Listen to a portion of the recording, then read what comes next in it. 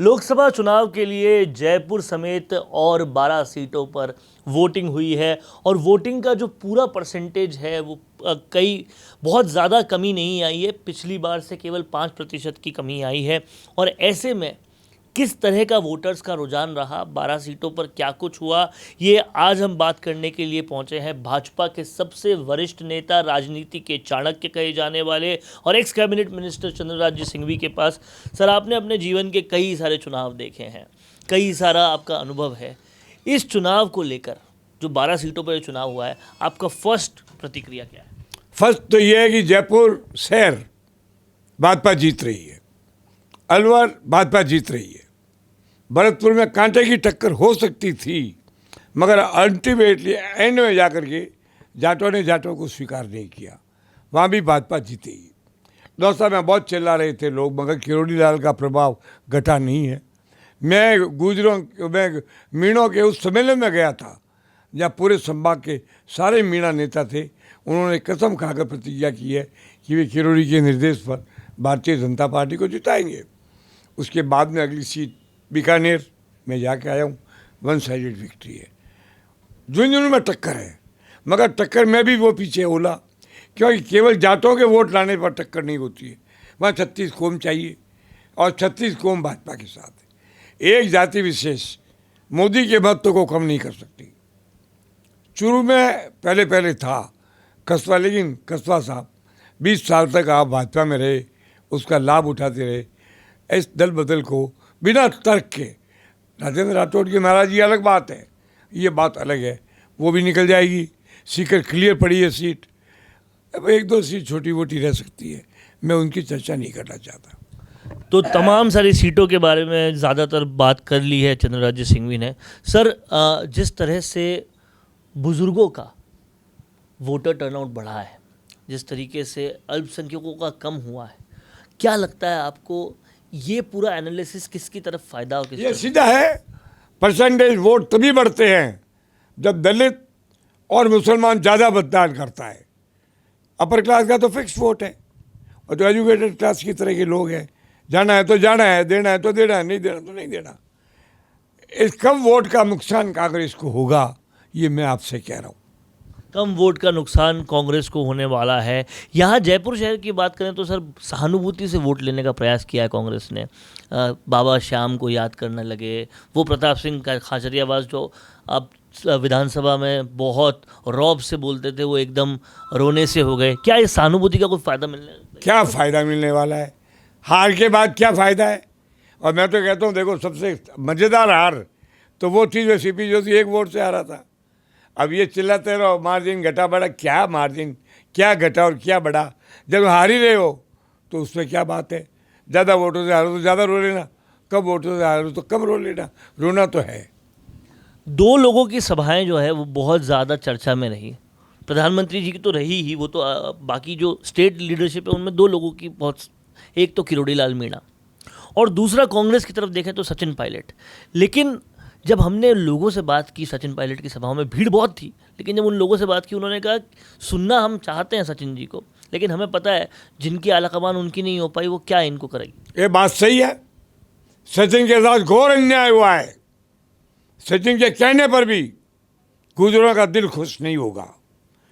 किरोड़ी लाल मीणा की मुख्य सभा में मैं था, मेरा भी भाषण था, और मैंने खुला कहा था कि एक किरोड़ी लाल पैदा करने के लिए गुजरों को 100 साल लगे होंगे। किरोड़ी लाल के व्यक्तित्व को गिराना मत, उसको उठा के रखना। और मीणों ने दोनों हाथ से ताली बजाकर स्वीकृति दी। इसके बावजूद अगला आदमी मीणा है तो जातिवाद तो चलेगा नहीं, 36 कौम की चलेगी। अगर मान लीजिए मीणों का वोट डिवाइड होता है तो अभी बाकी वोट इनके हैं, मुसलमान ज़्यादा है नहीं वहाँ पे, तो कैसे भी किसी भी हालत में किरोड़ी लाल का आदमी चुनाव जीतेगा। हालांकि कन्हैया लाल शुरू में लगता था कमज़ोर है, पर कमज़ोर का शोर था, वो शोर समाप्त हो गया, अब भोर उदित हो गई है, देखो क्या होता है।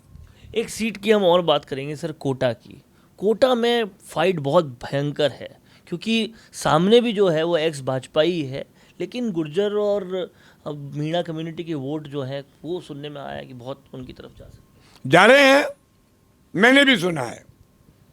किरोड़ी के खिलाफ बोलो क्या, नहीं गुंजर के खिलाफ क्या बोलो, वो तो भाजपा ही था, तो सिद्धांतिक रूप से तो मार नहीं सकते उसको आप, आरोप उस पर है नहीं, पैसे वो खाता नहीं है, ये सब प्लस पॉइंट है। इसके बावजूद भी ओम बिरला अपने पद की गरिमा के हिसाब से लोगों से वोट मांग सकते हैं।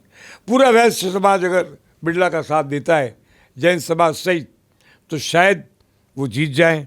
मैं तो चाहता हूँ वो जीते, क्योंकि उनकी जीत भाजपा की प्रतिष्ठा का प्रश्न है। मैंने उनको पत्र लिखा था कि अगर मैं आपसे कुछ काम आ सकूँ तो जैन समाज में बुलाना। उन्होंने ठीक नहीं समझा, इसलिए गया नहीं, वरना मैं ज़रूर जाता। अब जो भी है, ये सीट बड़ी खतरनाक सीट है, ज़बरदस्त टक्कर है। हम तो चाहेंगे ओम बिरला जीते। किरोड़ी जी भी गए ओम बिरला के लिए, तो ये नहीं कह सकते कि मीणों में प्रभाव नहीं हुआ। मीणा जितना कर सकता उतना ही तो करेगा। असल में ये पार्लियामेंट चुनाव राष्ट्रीय नेतृत्व, उसकी भावना और सिद्धांतों के ऊपर अनफॉर्चुनेटली जातिवाद पर मुड़ा है। इसलिए जातीय संगठन जब साथ नहीं है, वहाँ चुनाव में डिफ़िकल्टी है। फिर भी हमारी हार्दिक इच्छा है कि हमारे लोकसभा का अध्यक्ष किसी भी हालत के अंदर चुनाव जीते और उसके सामने जो लड़े वो हारे। लेकिन मैं कोटा गया नहीं, बिरला जी ने बुलाया नहीं, काम किया नहीं, बिरला जी ने कहा नहीं, कहते तो उनकी सेवा में तैयार थे।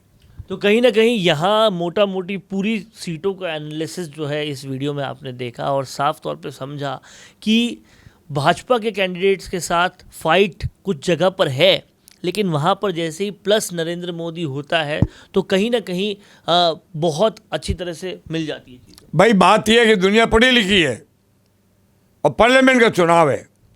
आप किसी भी हालत में इसको अंतर्राष्ट्रीय घटनाओं से मुक्त नहीं कर सकते।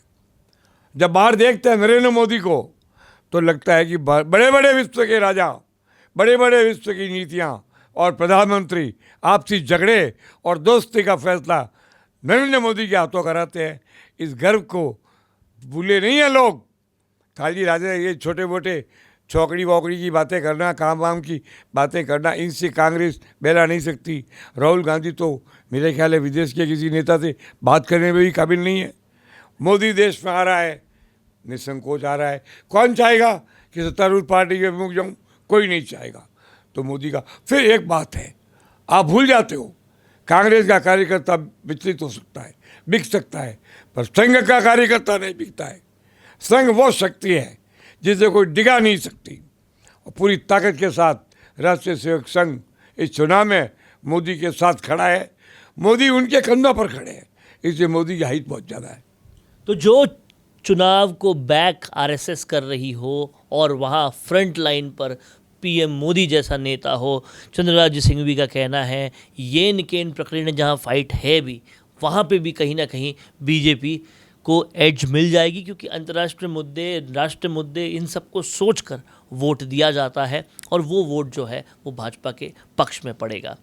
कैमरा पर्सन करण के साथ आप देख रहे हैं। उसके अलावा चंद्रराज सिंघवी ने जो अपने पूरे कक्ष में कहीं ना कहीं भगवान श्री राम और हिंदुस्तान को रिप्रेजेंट करने वाले चिन्ह लगाए हैं, उससे साफ जाहिर है कि पूरा भारत जो है वो भी कहीं ना कहीं राममय तो हो रहा है। राम मंदिर से लेकर 370 हटाने तक सबका फ़र्क पड़ेगा और वो फ़र्क जो है वो इलेक्शन के रिजल्ट्स के वक्त देखने को मिलेगा। कैमरा पर्सन करण के साथ वरुण भंसाली, राजस्थान संवाद के लिए। कोरोना सोल्टेक क्वालिटी, डेडिकेशन और कस्टमर सेटिस्फेक्शन को प्रायोरिटी पर रखते हुए हर इंडस्ट्री की इलेक्ट्रिसिटी में कॉस्ट सेविंग कराने और उन्हें रिन्यूएबल एनर्जी की ताकत देने के लिए लगातार काम कर रहा है। क्योंकि कोरोना सोल्टेक में हमारा मानना है कि देश के रिसोर्सेज को सस्टेनेबल बनाने के लिए जरूरी है कि हम सबका उसमें बड़ा कंट्रीब्यूशन हो। इसीलिए सोलर प्रोजेक्ट्स की टाइमली डिलीवरी करते हुए एक पार्टनर की तरह आपकी